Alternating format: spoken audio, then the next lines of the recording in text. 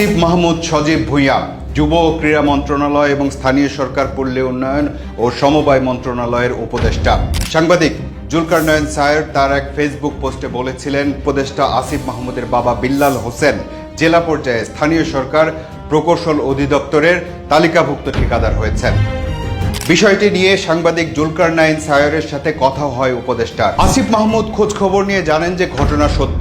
তারপর তিনি তার ভেরিফাইড ফেসবুক পেজে পোস্ট দিয়ে ঘটনার ব্যাখ্যা দেন এবং বলেন, তার বাবা একজন স্কুল শিক্ষক, স্থানীয় একজন ঠিকাদার কাজ পাবার সুবিধার্থে তার বাবার পরিচয় ব্যবহার করে লাইসেন্সটি করিয়েছেন। ঘটনা আলোচনায় আসার পর তার বাবার আবেদনের প্রেক্ষিতেই লাইসেন্সটি বাতিল করা হয়েছে।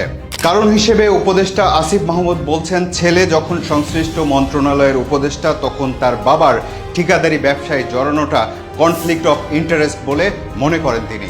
এমনকি বাবার ভুলের জন্য ক্ষমাও চেয়েছেন উপদেষ্টা আসিফ মাহমুদ। এই ঘটনা এটাই প্রমাণ করে যে ক্ষমতায় যারা আছে তাদের দিকে এখন অনেকেরই দৃষ্টি। এই দৃষ্টি রাখার বিষয়টি যদি ভবিষ্যতেও চলমান থাকে এবং ক্ষমতাবানরা যদি প্রতিহিংসা পরায়ণ বা প্রতিশোধ পরায়ণ না হন, তাহলে দেশ অনেক অনিয়মের সংস্কৃতি থেকেই বেরিয়ে আসতে শুরু করবে। আপনি কি মনে করেন?